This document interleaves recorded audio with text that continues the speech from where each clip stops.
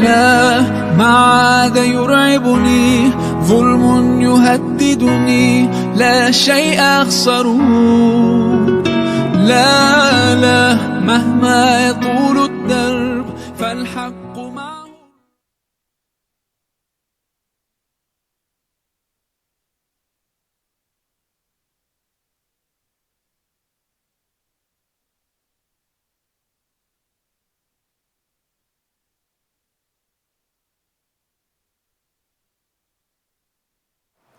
أشهد أن لا إله إلا الله وحده لا شريك له وأشهد أن محمدا عبده ورسوله لا نبي ولا رسول بعده. اللهم صل وسلم وبارك على محمد وعلى آله وصحبه ومن تبعه إلى يوم القيامة. أما بعد فيا أيها الحاضرون اتقوا الله واعلموا أن الله يحب المتقين. Jamaah Maghrib rahimakumullah, alhamdulillah, marilah kita senantiasa bersyukur pada Allah Subhanahu wa Ta'ala yang selalu memberikan rahmat dan nikmat pada kita sekalian, sehingga pada malam hari ini kita masih bisa melaksanakan satu kewajiban, yaitu sholat maghrib berjamaah di masjid yang mulia ini. Mudah-mudahan tentunya harapan kita seluruh apa yang kita lakukan selama ini akan dapat menjadi amalan-amalan yang nanti akan membawa kebaikan dan kebahagiaan hidup kita di akhirat nanti. Salawat dan salam semoga tetap terlimpah kepada junjungan kita Nabi besar Muhammad sallallahu alaihi wasallam. Jamaah Maghrib rahimakumullah, pada malam hari ini saya ingin menyampaikan, mari kita kaji bersama-sama tema yang ringan saja, yaitu bagaimana cara kita menggapai atau mendapatkan hidup yang berkah. Itu adalah yang harus kita cita-citakan.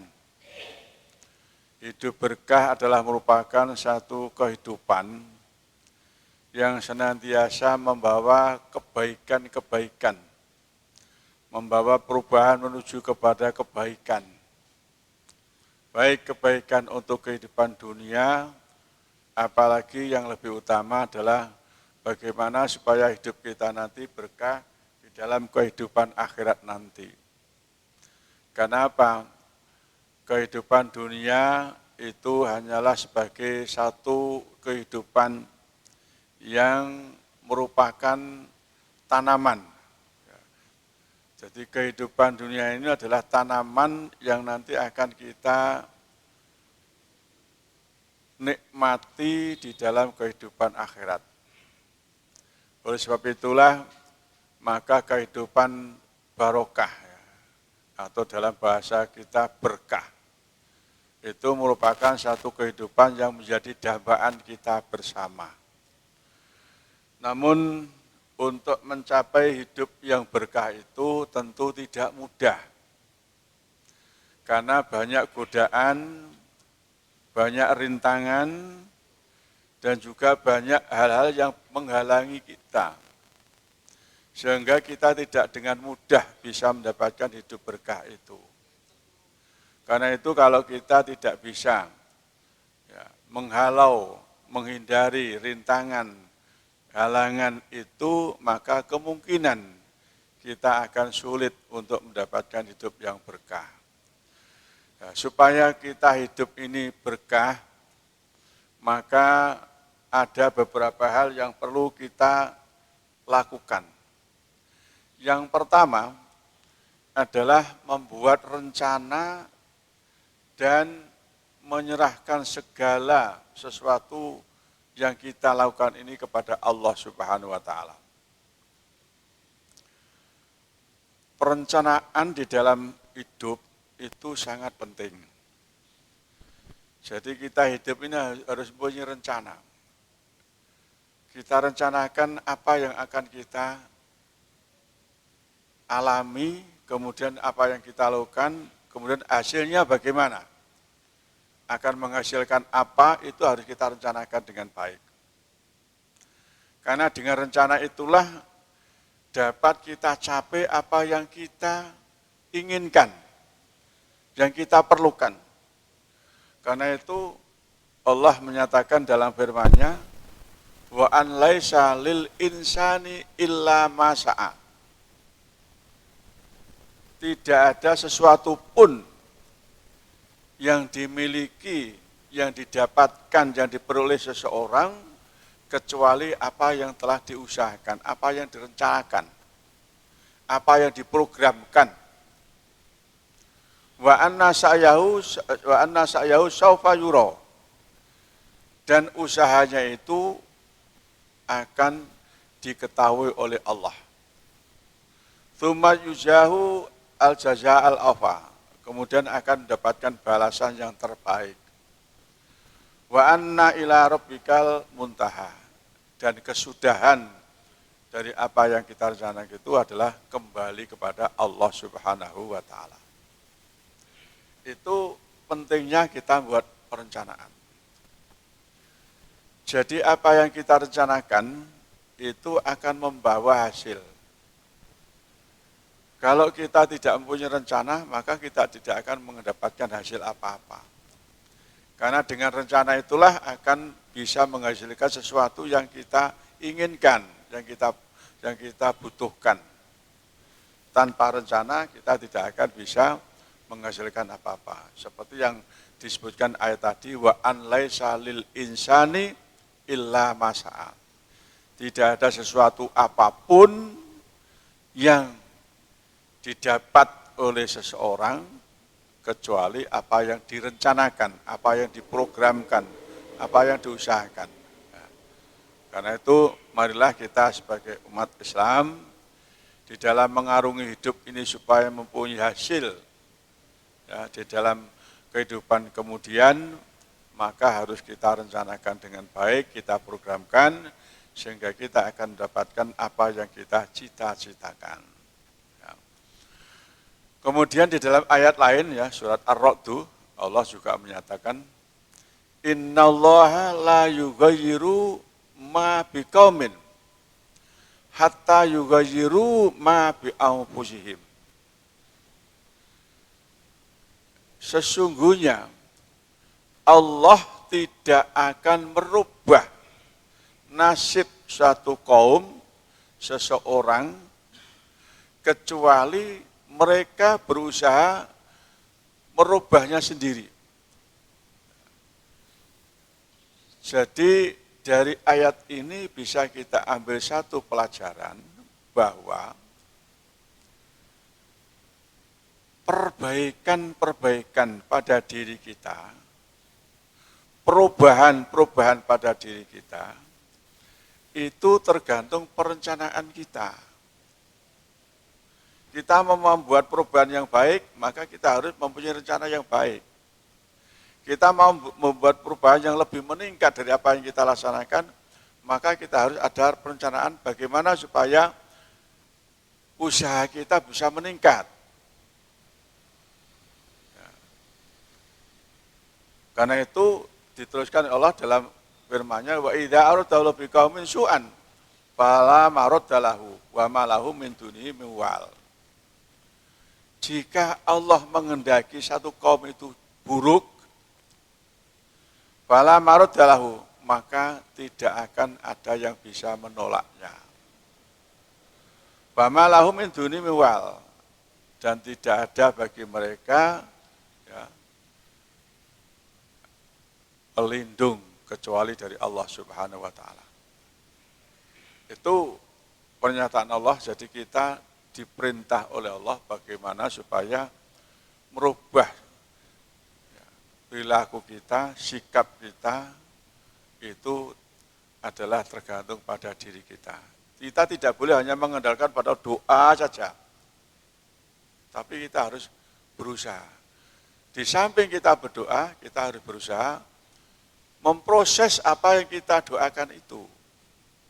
Kalau kita hanya doa saja, ya Allah mudah-mudahan saya diberi langsung rezeki dari langit turun begitu aja. Tidak bisa. Tapi harus ada proses bagaimana supaya mendapatkan rezeki yang kita harapkan itu. Jangan bekerja dan lain sebagainya. Nah, karena itulah maka kita diperintah bagaimana supaya kita membuat perencanaan yang baik di dalam hidup ini sehingga kita akan menggapai atau mendapatkan perubahan atau perubahan kebaikan dalam hidup ini. Ini yang pertama. Jadi itu merupakan satu awal agar kita bisa mendapatkan hidup yang berkah, maka buatlah perencanaan yang baik. Yang kedua, meluruskan niat. Jadi hidup ini niatnya apa? Apakah kita hanya berniat pokoknya bahagia, tidak tahu nanti bagaimana setelah mati, kita tidak tahu. Tapi kita harus mempunyai satu niat. Kita harus punya niat yang membuat bagaimana supaya hidup ini bisa membuat berkah.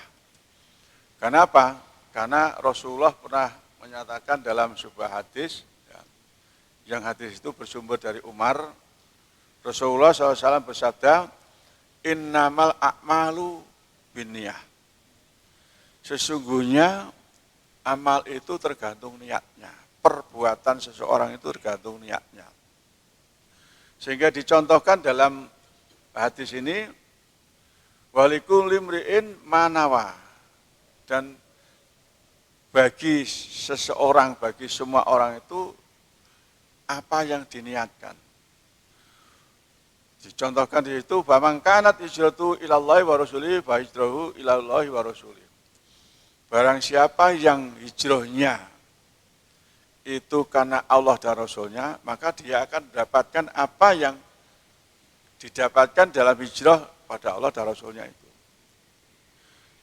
Faman kanat hijratu lidunya yusibuha, dan barang siapa yang hijrahnya itu hanya karena urusan dunia, awibroatin atau urusan perempuan, wanita, yang ingin dinikahinya, yatazawwajuha, fa hijratu ila ma hajaru ilaih. Maka hijrahnya itu yang akan didapatkan seperti apa yang diniatkan itu. Nah, ini satu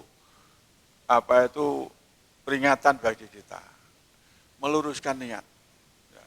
Niat yang terbaik dari apa yang kita lakukan apa? Ya kita penuhi apa yang diperintahkan oleh Allah. Kul inna sholati wa nusuki wa mahyaya wa mamati lillahi rabbil alamin. Itu niat yang harus kita tancapkan pada diri kita. Setiap beramal itu semata-mata hanya untuk Allah. Semata-mata hanya karena Allah. Karena iman kita kepada Allah. Karena keyakinan kita bahwa Allah lah yang akan memberikan satu apa yang kita harapkan. Nah, sehingga di situ disebutkan kul inna sholati, katakanlah bahwa sesungguhnya sholatku, wa nusuki, ibadahku, wa mahyaya dan hidupku, wa mamati dan matiku, lillahi rabbil alamin. Hanya untuk Allah, hanya karena Allah Rabbul Alamin yang menguasai alam. Nah, ini niat yang harus kita tanamkan dalam diri kita setiap kita melangkah. Jadi niat kita harus kita luruskan dalam hidup ini supaya hidup kita berkah. Maka niat kita semata-mata karena Allah Subhanahu wa Ta'ala. Segala amal yang kita lakukan kita peruntukkan hanya untuk Allah. Artinya kita melakukan sholat itu bukan karena yang lain, hanya karena Allah. Kita melakukan zakat, membayar zakat, membantu masjid dan sebagainya, bukan minta disanjung oleh manusia, tapi kalau minta disanjung ya dapatnya sanjungan itu, tapi tidak dapat pahala dari Allah. Padahal kalau kita berniat infak Membantu masjid itu seperti yang disebutkan Allah dalam firman-Nya yang sering kita sampaikan. Mathalul ladzina yunfikuna amwalahum fi sabilillahi kamathali habbatin ambatat sab'a sanabila fi kulli sumbulatin mi'atu habbah. Jadi akan mendapatkan 700 kali lipatan pahala yang akan didapatkan kalau kita ini beramal dalam kehidupan ini semata-mata karena Allah Subhanahu wa Ta'ala. Itu yang kedua. Mari ya, hidup ini niat kita apa? Agar kita berkah dalam hidup kita, maka niat kita harus luruhkan semata-mata hanya karena Allah Subhanahu wa Ta'ala. Kemudian yang ketiga, agar hidup kita berkah ini, kita menyadari bahwa dunia dan isinya ini hanya bersifat sementara. Apa yang kita alami dalam kehidupan dunia, ini tidak selamanya. Hidup kita terbatas. Hidup kita dibatasi oleh Allah. Sering saya sampaikan kalau memberangkatkan apa itu jenazah itu. Wa ma yu'ammaru min mu'ammirin wala yunqasu min umrihi illa bi kitab. Tidak ada seorang pun yang dipanjangkan umurnya dan tidak ada seorang pun yang dipendekkan umurnya, melainkan semuanya itu sudah tercatat. Berapa umur kita masing-masing sudah ada catatannya masing-masing. Yang tersimpan catatan itu di kitab Allah yang disimpan di Lauhil Mahfuz. Jadi tidak ada orang yang dipanjangkan umurnya, mati juga karena sudah batasnya. Bukan karena dipendekkan, kalau ada orang sampai 80 tahun, sampai 90 tahun belum meninggal, bukan dia dipanjangkan, memang belum waktunya. Jadi kalau ada orang yang sudah umur lebih dari 70, itu satu keberkahan yang besar yang harus kita dapatkan. Karena Rasulullah pernah mengatakan, ya, akmaru ummati ma baina sitin ila sab'in. Umur umatku itu antara 60 sampai 70. Wa aqalluhum man zada dzalik. Dan sedikit sekali orang yang melebihi umur 70 tahun. Jadi umur umat Muhammad itu rata-rata, kata Rasul dalam hadis itu, antara 60 sampai 70. Rasulullah meninggal umur 63. Nah, kalau kita ada yang meninggal, belum meninggal, umur 70 lebih belum meninggal, itu bagian dari yang golongan sedikit tadi. Nah, ada yang sudah umur 80 belum meninggal, berarti itu satu kelebihan yang harus kita manfaatkan untuk mendapatkan berkah umur. Jangan sampai kita sia-siakan. Jadi itu, kita harus sadar bahwa hidup di dunia itu sementara, tidak lama. Kita akan mati. Di dalam Al-Quran disebutkan, ya qaumi innama hadhil hayatud dunya mataun wa innal akhirata hiya darul qaror. Wahai kaumku, kata Allah dalam firman ini, sesungguhnya kehidupan dunia itu mata. Hanyalah kesenangan sementara. Jadi hanya sementara. Dan sesungguhnya akhirat, wa innal akhirata hiya darul qaror. Dan akhirat itulah negeri yang kekal. Negeri yang tidak akan hancur. Dunia itu nanti akan hancur. Pada saat hari kiamat datang, dunia hancur, kita akan berada dalam kehidupan yang kekal, yaitu dalam kehidupan akhirat. Nah, tinggal kita nanti menempati di mana, yaitu pada hidup yang sementara ini, prosesnya yang harus kita buat. Supaya hidup kita berkah di dalam kehidupan akhirat, maka dalam kehidupan yang sementara ini, kita harus betul-betul memproses bagaimana supaya kita menempati tempat yang membahagiakan. Yaitu ada dua tempat di dalam kehidupan akhirat, satu hidup yang tempat yang membahagiakan yaitu surga, yang kedua tempat yang menyengsarakan yaitu neraka. Tinggal kita pilih yang mana. Itu tergantung kita memprosesnya dalam kehidupan yang singkat di dunia ini. Kalau kata Rasul antara 60 sampai 70 tahun tadi. Ya, itu proses yang harus kita alami bagaimana supaya kita bisa mendapatkan kehidupan yang bahagia di dalam kehidupan yang berkah di akhirat. Itu. Nah untuk itu supaya kita bisa mencapai kehidupan yang berkah, apa-apa yang dianugerahkan oleh Allah di dalam kehidupan yang sementara ini, hendaknya kita utamakan untuk mencari keberkahan hidup di akhirat. Sehingga dalam surat Al-Qasas ayat 77 disebutkan oleh Allah, wabtaghi bima atakallahu darul akhirah. Jadi pertama yang diperintahkan oleh Allah untuk mendayagunakan apa yang dianugerahkan oleh Allah itu adalah untuk kepentingan hidup akhirat, kebahagiaan hidup di akhirat. Wabtaghi bima atakallahu darul akhirah. Dan carilah apa yang telah dianugerahkan oleh Allah untuk kehidupan akhirat. Yang pertama, yang utama itu.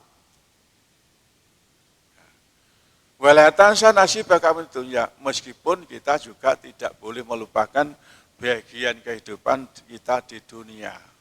Tetapi utamakan apa yang dianugerahkan oleh Allah, umur kita, kesehatan kita, kekayaan yang diberikan oleh Allah kepada kita,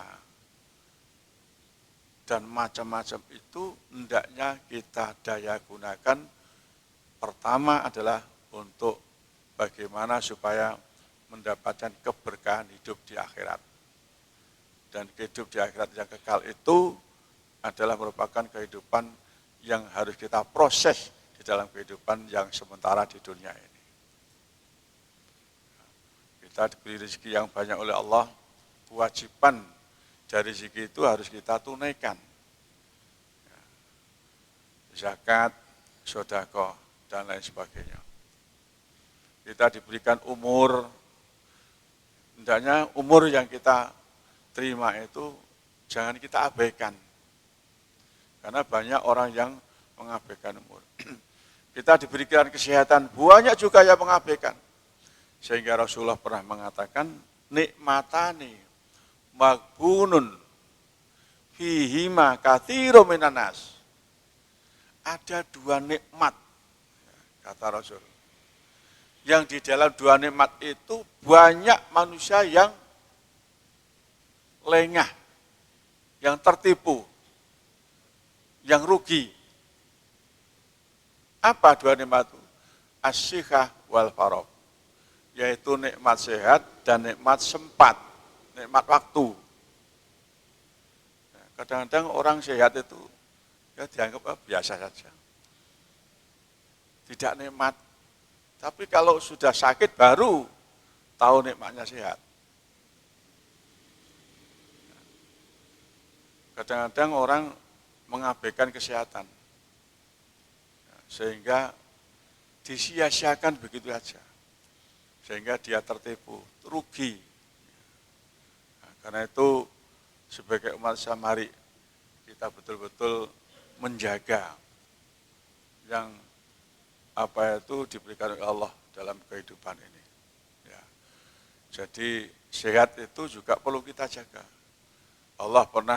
Rasulullah pernah memerintahkan dalam hadis, ightanim khamsan qabla khamsin. Ya. Pergunakan, jagalah. Ya, ini pernah dibuat lagu ya, oleh si Rajan Dangdut ya. Apa itu julukannya? Ightanim khamsan qabla khamsin. Jagalah 5 sebelum datang 5 yang lain. Syababaka qabla harumika. Waktu muda sebelum datang waktu tua. Nah, se-6 itu Masya Allah kuat, sembarang enak. Kekuatannya prima. Tapi nek tua, apalagi sudah umur di atas 70 tahun, sembarangnya berkurang. Kemudian yang kedua, jadi syababaka qabla haramika wasihataka qabla sakomika. Pada saat hidup sebelum sakit. Jangan disia-siakan kalau sehat, pada saat sehat sebelum sakit. Jadi jangan disia-siakan kesehatan itu. Nanti kalau sakit sudah tidak bisa merasakan nikmatnya sehat. Masa punya omah magrong-magrong loro nang rumah sakit si tinggone ya kamar sak kotak ukuran 3 meter kali 3 meter dengan dipan yang pas 1 orang.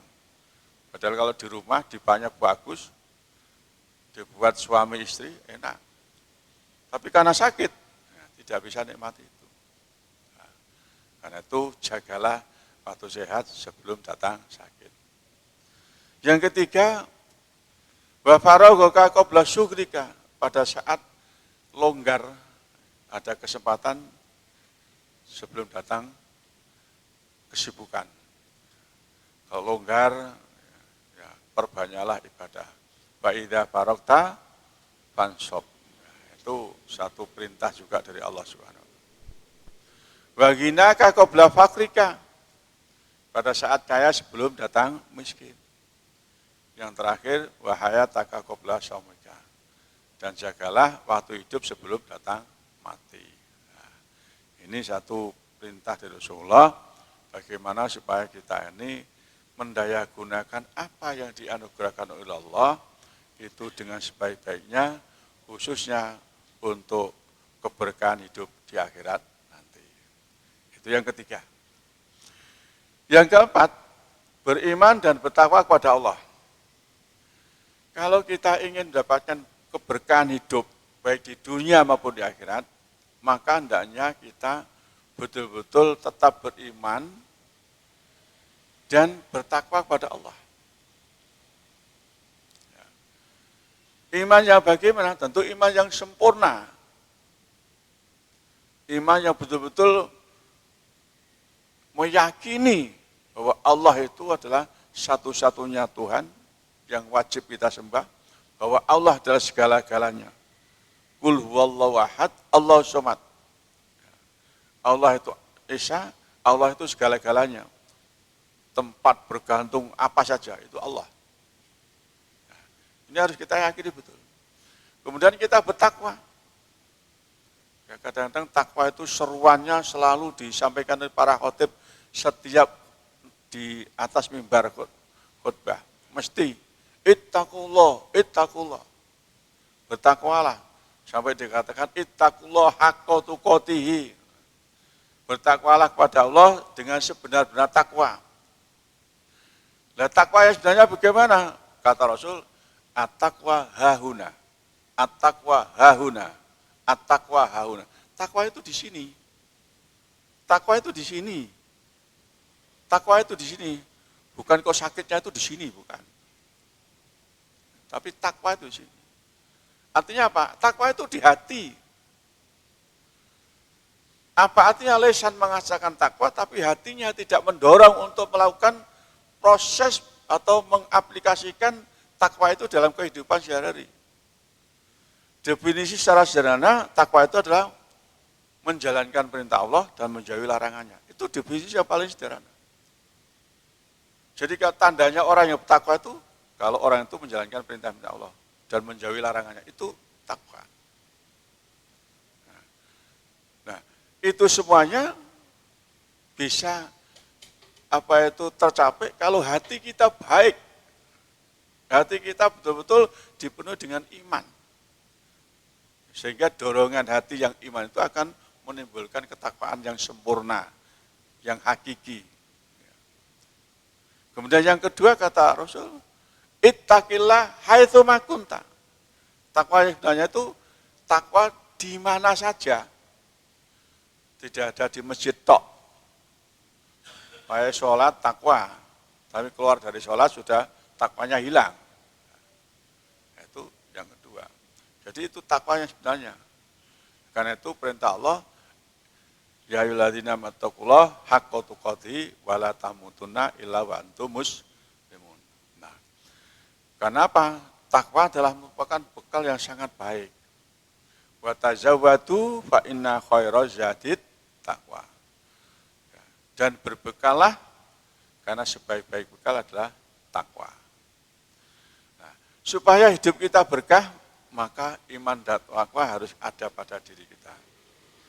Allah berfirman dalam Al-Quran, walau anna ahlal qura amanu wattaqau la fatahna alaihim barakatim minas sama'i wal ardh. Walakin kadzabu wa akhadnahum bima kanu yaksibun. Kata Allah, seandainya, jikalau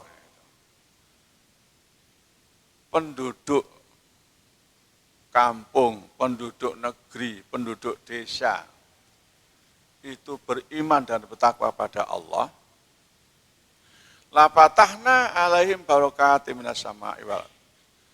Maka akan kami bukakan bagi mereka, kami turunkan bagi mereka barokah minas sama'i wal ardh, dari langit dan bumi. Dari langit berupa hujan, di bumi dari hujan itu tumbuh-tumbuhan subur, sehingga menjadi barokah, rezeki yang besar. Ya. Jadi barokah juga ada yang berupa rezeki juga.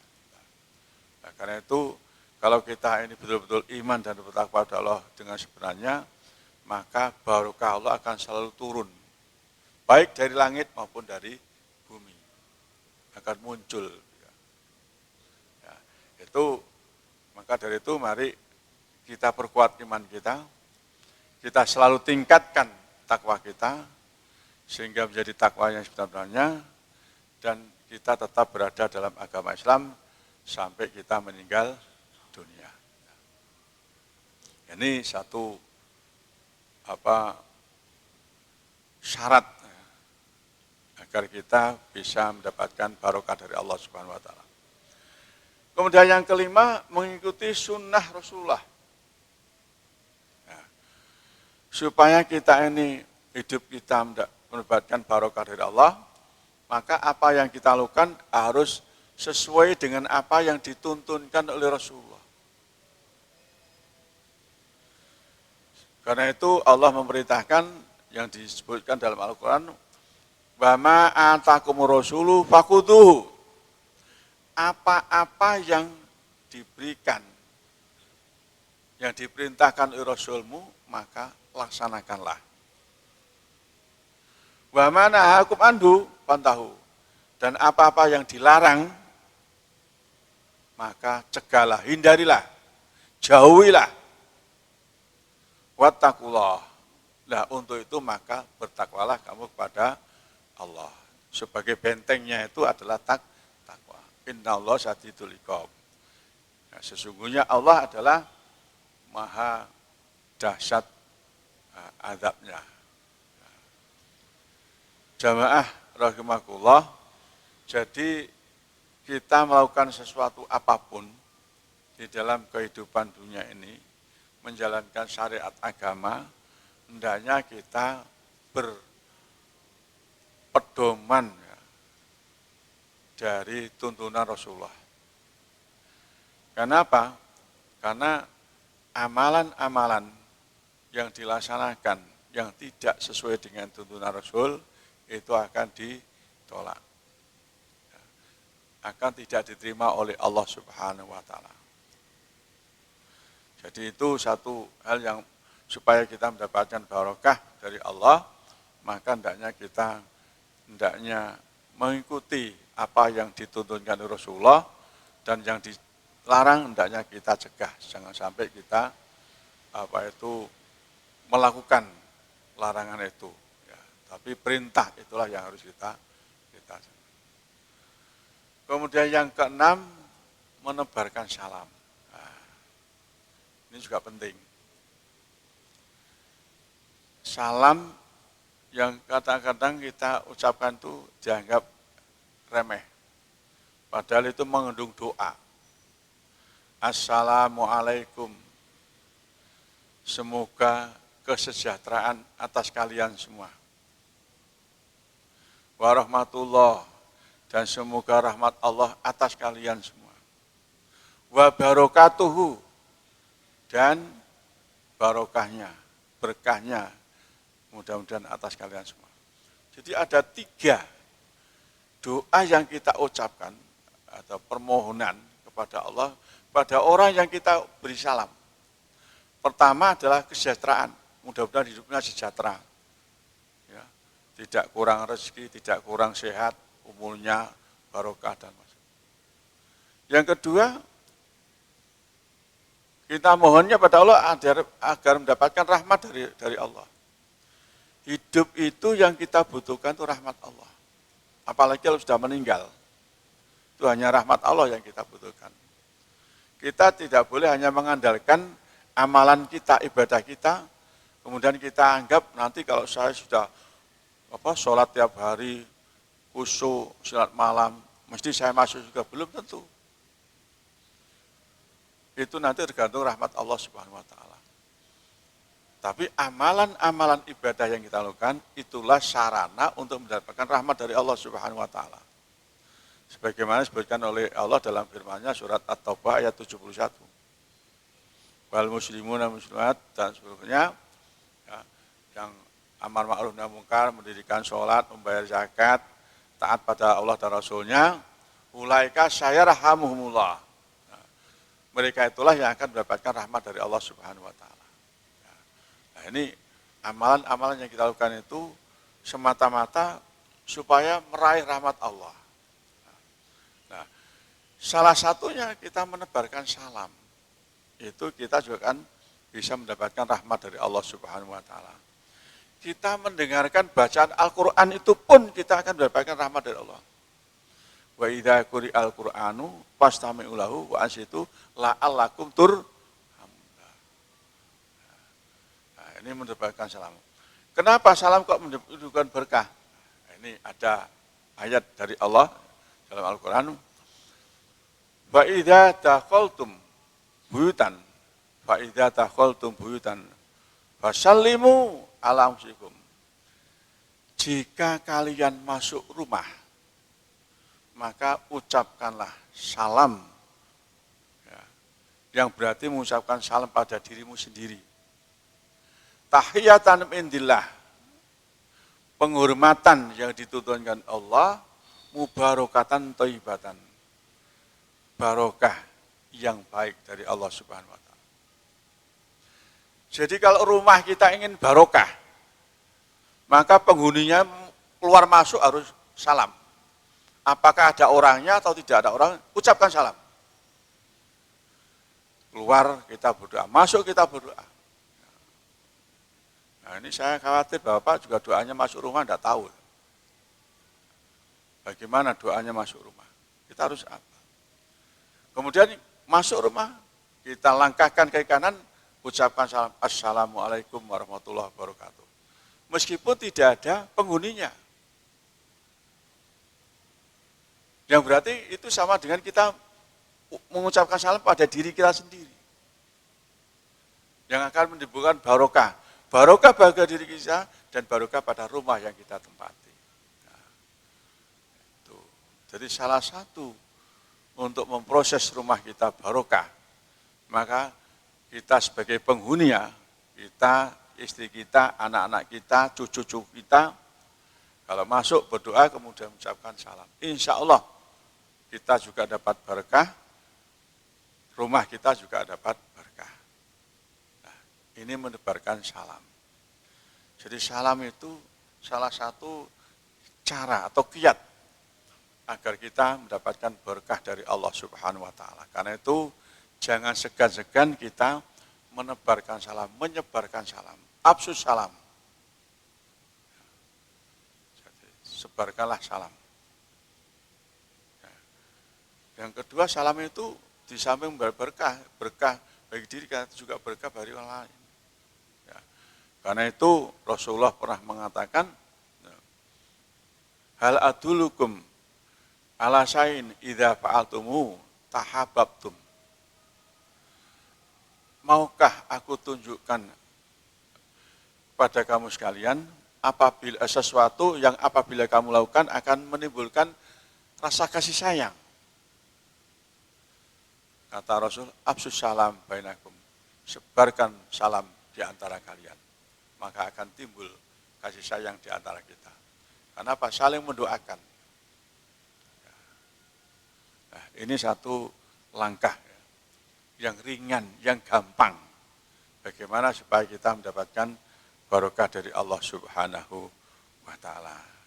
Dan itu kita sebagai umat Islam hendaknya betul-betul menjadi cita-cita kita, bagaimana supaya kita mendapatkan berkah dari Allah itu dengan amalan-amalan yang diantaranya sudah kami sampaikan tadi. Ya, karena itu mudah-mudahan jamaah yang ada di Masjid Al-Azhar ini betul-betul akan bisa mendapatkan satu berkah dari Allah dengan amalan-amalan yang kita lakukan, sehingga kita akan kembali kepada Allah di dalam kehidupan akhirat penuh dengan berkahnya. Amin ya rabbal alamin. Mudah-mudahan bermanfaat. Nasrun minallah wa fathun qarib wa basyiril mu'minin. Assalamualaikum warahmatullahi wabarakatuh.